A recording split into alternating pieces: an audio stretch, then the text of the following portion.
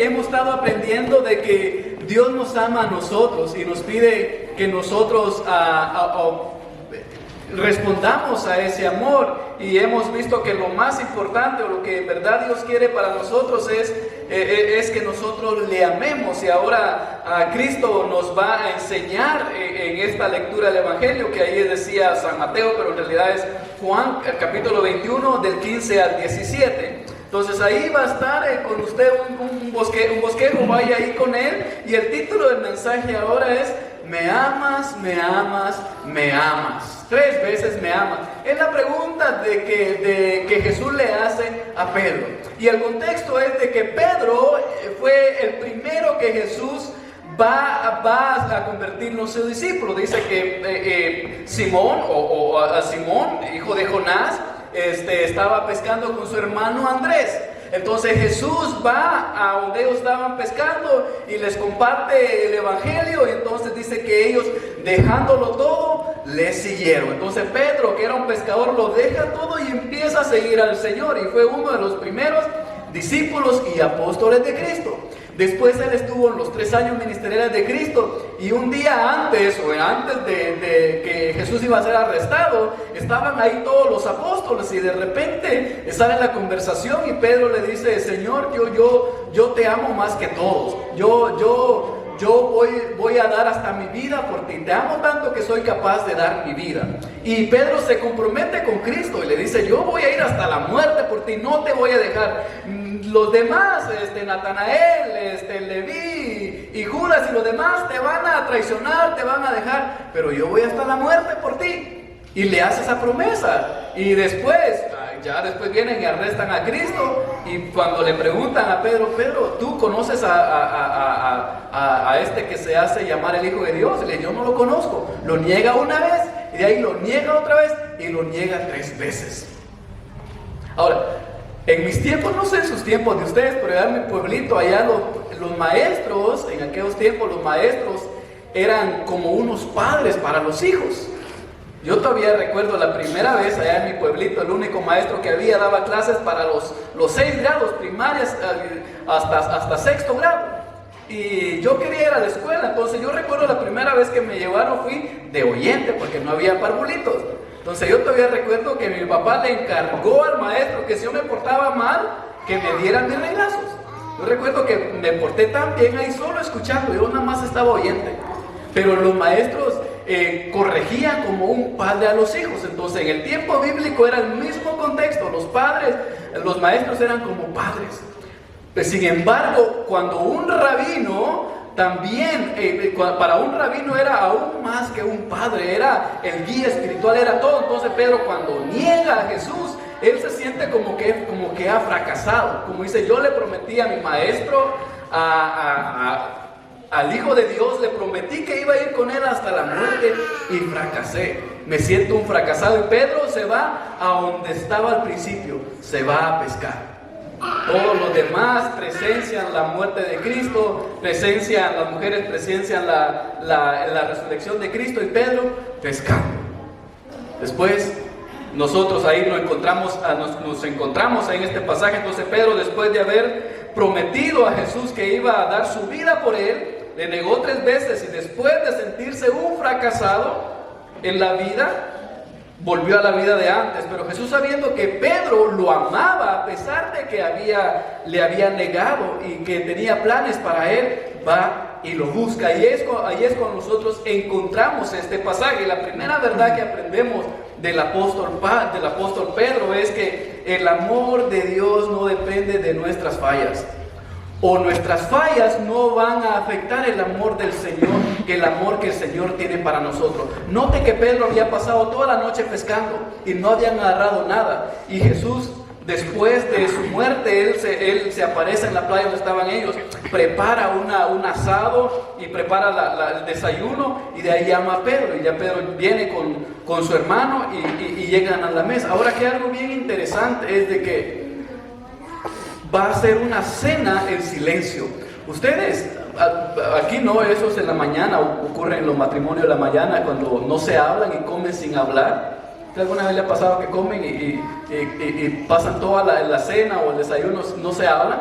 Y al final, pues ya, bueno, ahora que sigue, vamos a hablar. Y lo que sucede aquí es de que Pedro y Jesús, ahí donde estaban, no dicen nada durante la cena.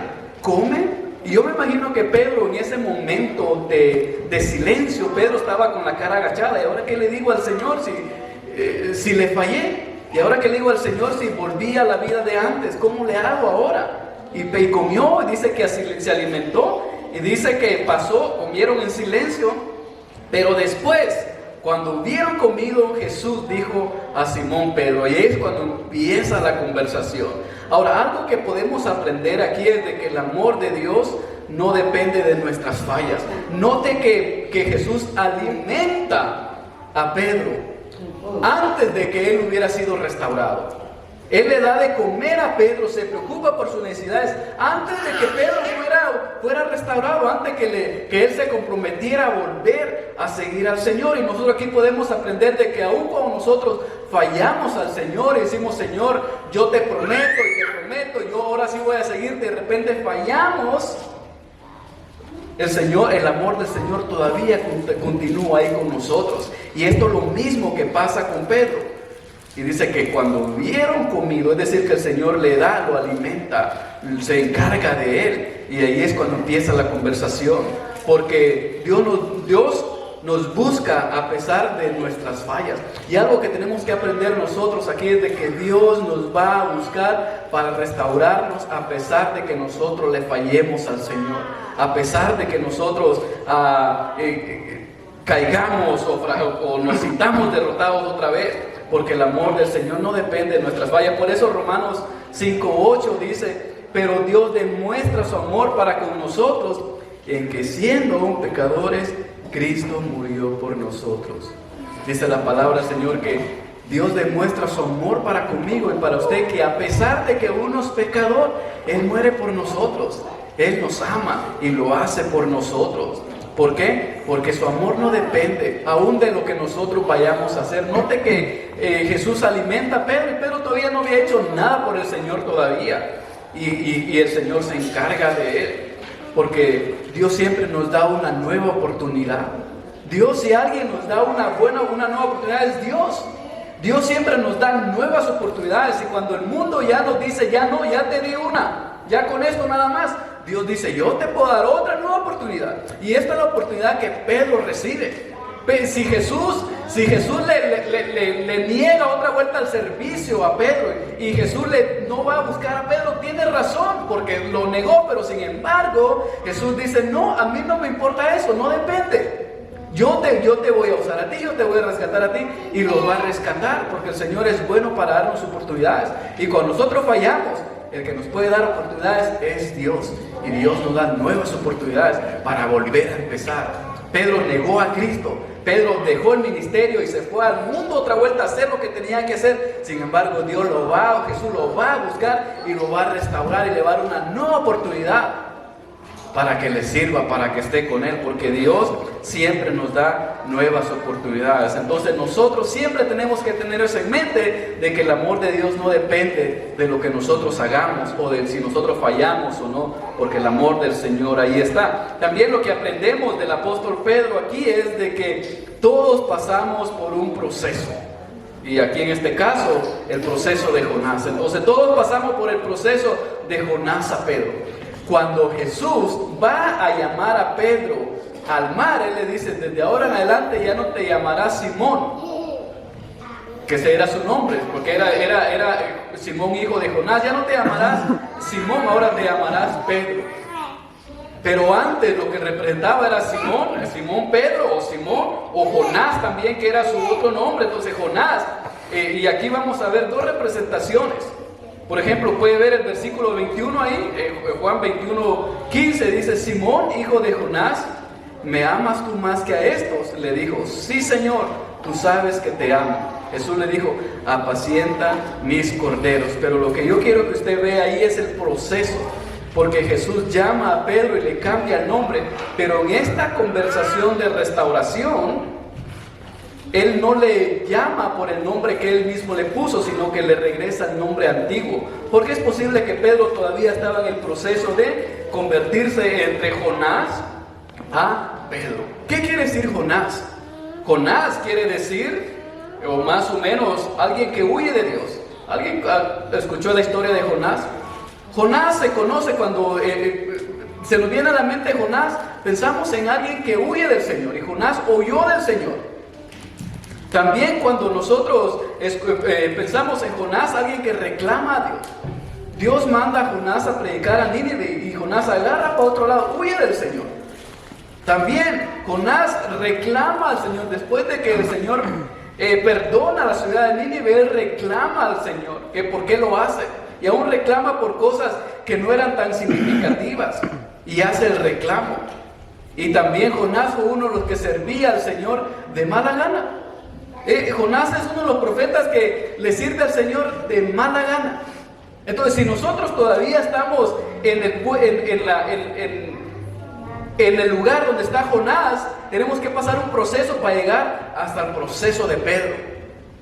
Y Jonás le sirve al Señor de mala gana, que yo creo que si Jonás hubiera predicado como yo, todavía había sido un mejor predicador. Pero no, él fue uno de los peores predicadores de mala gana. Dice que él empezó de una punta de la ciudad hasta la otra. Y su mensaje era: arrepiéntanse porque el Señor los va a destruir.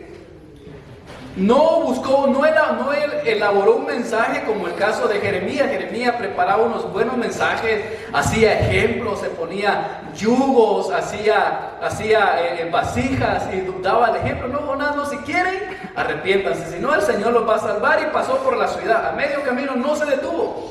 Y alguien le pregunta, ¿y qué tenemos que hacer? Bueno, si quieren, ayunen 3 días, tal vez el Señor los perdona.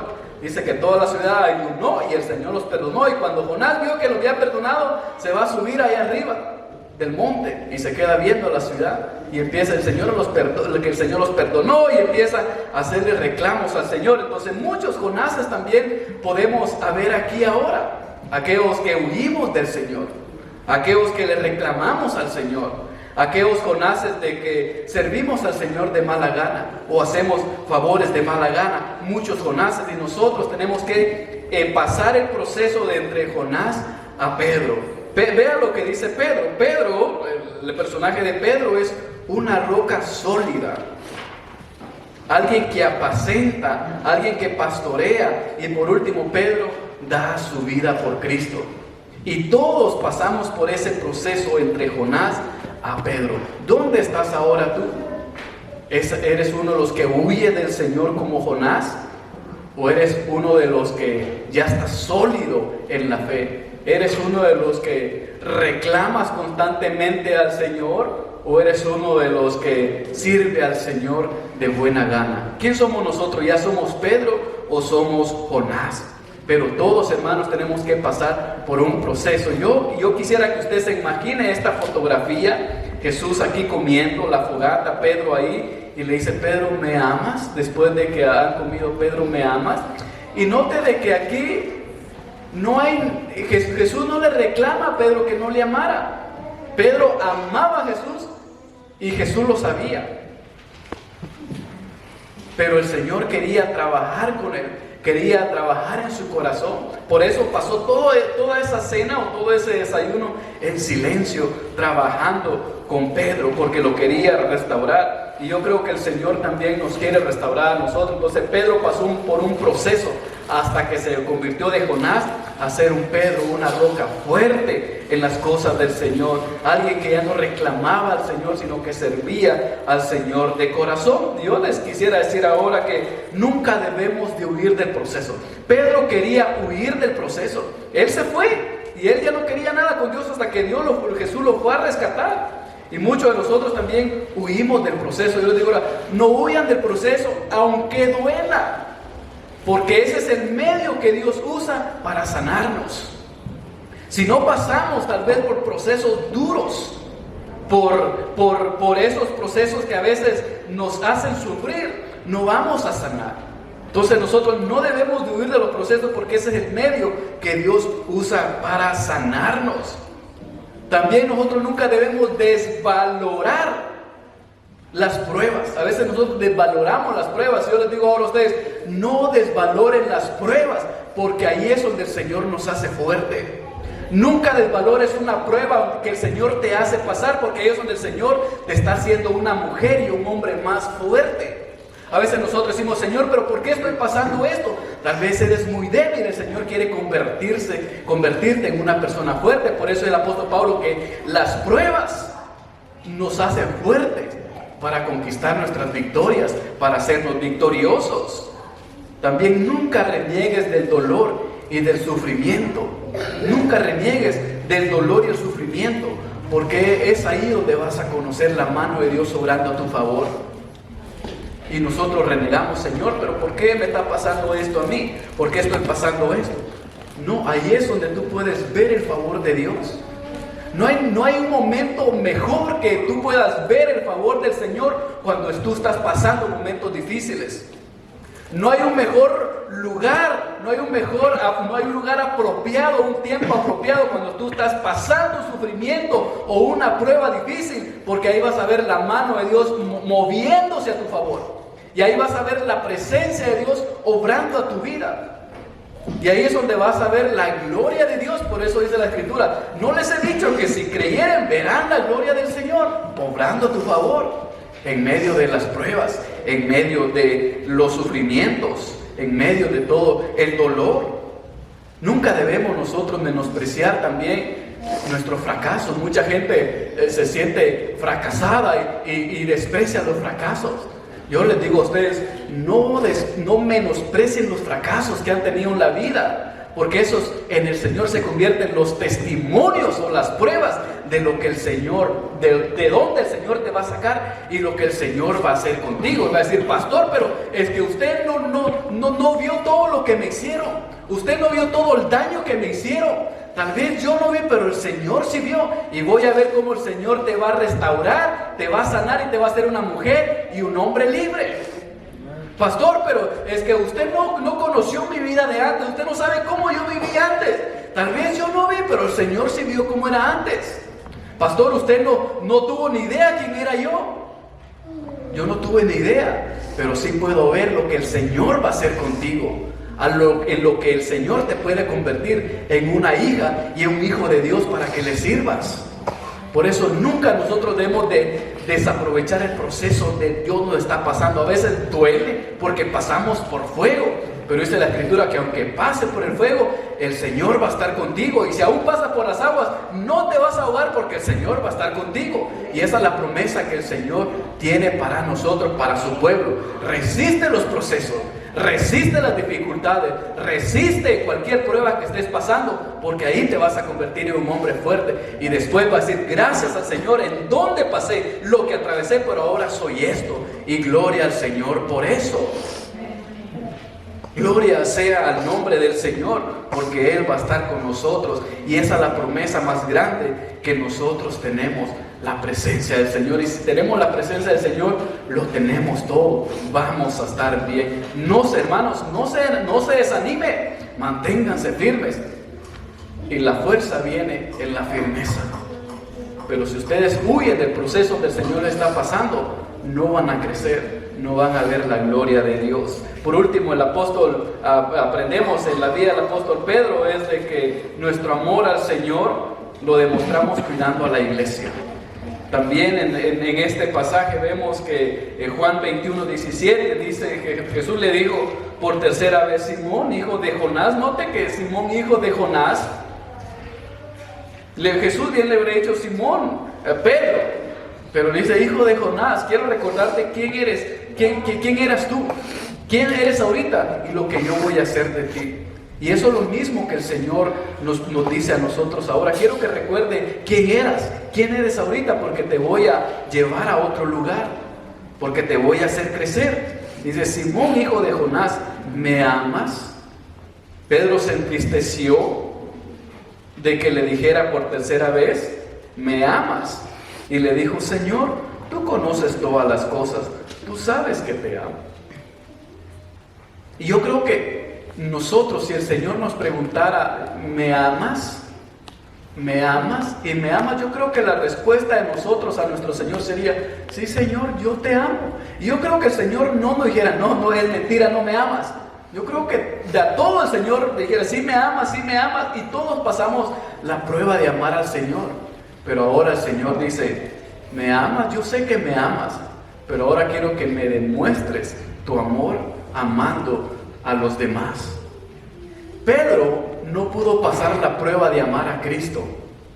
Pedro no pudo pasar esa prueba que el Señor le puso de amarlo a Él. Y ahora, como no pudo amar al Señor, ahora le dice, no pudiste amarme a mí, demostrármelo a mí, ahora demuéstrame tu amor amando a los demás. Por eso las 3 veces que le pregunta, ¿me ama?, la respuesta de Jesús es, pastorea los corderos, apacienta las ovejas, pastorea las ovejas. ¿Me amas? Sí, demuéstramelo aquí. ¿Me amas? Apaciéntala, cuida la iglesia, protege la iglesia. Por eso nosotros ahora aprendemos que nuestro amor a Dios debemos demostrarlo cuidando a la iglesia. ¿Cuánto yo amo a la iglesia? ¿Cuánto cuido a la iglesia? ¿Cuánto cuido a mi familia? ¿Cuánto cuido a mis hermanos? ¿Cuánto cuido a mi prójimo? Ahí demuestro el amor al Señor. Mucha gente conoce mucho de Dios, sabe mucho de Dios, pero poco se ve. Y el Señor no nos llama a conocer mucho de Dios o saber mucho de Dios, sino a ponerlo en práctica. Por eso dice, apacienta mis ovejas. ¿Qué quiere decir apacentar? Apacentar quiere decir alimentar, cuidar, consolar, sanar y guiar. Yo le pregunto a ustedes, iglesia, ¿alimentan ustedes la iglesia a los demás? Y note que este llamado no es solo para el pastor, es para todos. Todos podemos alimentarnos unos a otros. Todos podemos cuidarnos unos a otros. Todos podemos consolarnos unos a otros. Todos podemos ayudarnos a sanar unos a otros. Todos podemos guiarnos unos a otros. Cuando ya estemos alimentando, cuidando, consolando, sanando, ya somos ahora Pedros. De lo contrario, somos hijos de Jonás, desobedientes, huimos del Señor, renegamos, reclamamos, somos hijos de Jonás. Pero cuando empezamos a cuidar la iglesia, empezamos a alimentar la iglesia, empezamos no a desviar a los hermanos, sino a guiar a los hermanos por el mejor camino, ahí nos convertimos en Pedro, en una roca donde estamos sólidos en Cristo y no nos desviamos, estamos ahí firmes. El Señor te dio otra oportunidad, así como a Pedro el Señor le da una oportunidad, a todos nosotros el Señor nos dio otra oportunidad. No la desperdicies. No la desperdicies. Ahora que el Señor te dice, ok, no, la primera oportunidad que te di, no pudiste amarme a mí, no pudiste demostrarme tu amor a mí, ahora demuéstramelos con la iglesia. Y el Señor nos dice a nosotros también, después de que hemos fallado y el Señor nos da una nueva oportunidad, ahora demostramos nuestro amor al Señor sirviendo a la iglesia. Demostramos nuestro amor al Señor cuidando al prójimo. Demostramos nuestro amor al Señor protegiendo al prójimo. Demuestra tu amor a Dios amando a los hermanos. Y eso es lo que nos pide el Señor. Demuestra tu amor sirviendo en la obra también. Todos podemos fallar en cualquier momento, todos. Pero nunca debemos de olvidar de que a pesar de que fallamos, el Señor siempre nos da nuevas oportunidades. Todos podemos pasar por momentos difíciles, pero podemos tener la confianza de que el Señor va a venir a nuestro socorro. Podemos irnos, pero si el Señor tiene planes para ti, va a ir a buscarte donde estás. Y si ya volviste y si estás aquí ahora en la presencia del Señor y en los caminos del Señor, mantente firmes. Espera, confía que el proceso que estás pasando es el medio que Dios está usando para sanarte, para restaurarte, para hacerte libre y para convertirte en un hombre y una gran mujer. Todos podemos ser Pedro, rocas sólidas dentro de la iglesia. Todos podemos convertirnos en esos hombres y esas mujeres que ni el viento ni la marea nos va a mover. Y ese es mi deseo para ustedes. No seamos hijos de Jonás, seamos rocas, seamos Pedros dentro de la casa del Señor.